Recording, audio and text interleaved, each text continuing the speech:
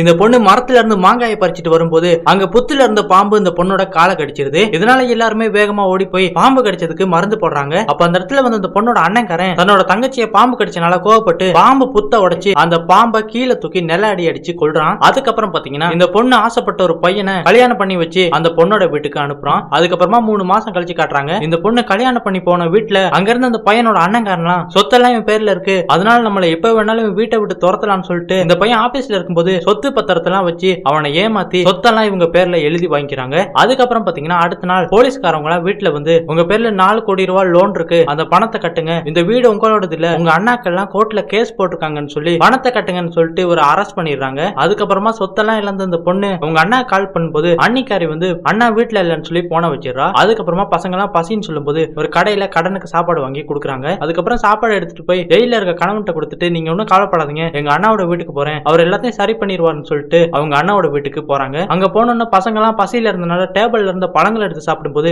இத பார்த்த அன்னிக்காரி பசங்க எல்லாத்தையும் அடியடின்னு அடிச்சு பிச்சைக்காரி எதுக்கடி எங்க வீட்டுக்கு வந்திருக்க, சொத்தெல்லாம் எழுதி வாங்கிக்கவா, இங்க இருந்து போன்னு சொல்லி துரத்தும் போது இந்த பொண்ணு எங்க அண்ணாவை பார்த்துட்டு போயிடுறேன்னு சொல்லும் போது உடனே அன்னிக்காரி உங்க அண்ணாவை பார்த்து எல்லா விஷயத்தையும் சொன்னா தாலி அறுத்து போட்டுருவேன், அதோட உங்க அண்ணன் செத்ததுக்கு சமம்னு சொல்லும் போது இந்த பொண்ணு அங்க இருந்து வந்துடுறா. அதுக்கப்புறமா அந்த வீட்டுல வேலை செய்யற வேலைக்காரன் நீங்க ஒன்னும் கவலைப்படாதீங்கம்மா என் வீட்டுக்கு வாங்கன்னு சொல்லிட்டு வீட்டுக்கு கூட்டிட்டு போய் சாப்பாடு போடும்போது அந்த வீட்டுக்கு வந்த அன்னிக்காரி சாப்பாடு எல்லாம் தட்டி விட்டதுக்கு அப்புறமா எங்க வீட்டுல வேலை செய்யற நாயினி அவளுக்கு சாப்பாடா போடுறேன்னு சொல்லிட்டு அவங்க அங்க இருந்து துரத்தின்னு போயிடுறாங்க. இதனால காட்டுல வந்து சிவன் கோயில் முன்னாடி பசியில அழுதுக்கு இருக்காங்க. இந்த பக்கம் அண்ணன்காரனுக்கு எல்லா விஷயமும் தெரிஞ்சதுக்கு அப்புறமா வீட்டுக்கு வந்து மனைவி அடியடின்னு அடிச்சு எல்லாரும் பொம்பளை அடி, என் தங்கச்சிக்கு மட்டும் ஏதாவது ஆகியிருந்தா உன்னை கொன்றுவேன்னு சொல்லிட்டு அங்க இருந்து தங்கச்சியை தேடி போறாரு. இந்த பக்கம் பசங்க எல்லாம் மயங்கி விழுகிறாங்க. இதனால இந்த பொண்ணு அங்க இருக்க கிணத்துல இருந்து புடவை போட்டு தண்ணி எடுத்து பையனோட முகத்துல தெளிக்கிறா. அப்ப பசங்களும் பசிக்குதுமான்னு சொல்லும் போது இதனால இந்த பொண்ணு எல்லாரும் நம்மளை கைவிட்டாங்க, இதுக்கு மேல நம்ம உயிரோட இருக்க கூடாதுன்னு சொல்லிட்டு பசங்கள்ட்ட சொல்றாங்க. இந்த கிணத்துல தாத்தா இருக்காரு, அவர் நமக்கு சாப்பாடு தருவாருன்னு சொல்லிட்டு குழந்தைகள் எல்லாம் தூக்கி கிணத்துல போட்டு இவங்களும் குதிச்சு செத்துறாங்க. அதுக்கப்புறம் அந்த இடத்துல அன்னைக்காரை வந்து பாக்குறான். தங்கச்சியும் குழந்தைகளும் பசியிலே இறந்து கிடக்குறாங்க. இதை பார்த்தாம அழுதுகிட்டு நீ போனதுக்கு அப்புறமா நான் மட்டும் எதுக்கு உயிரோட இருக்கணும்னு சொல்லிட்டு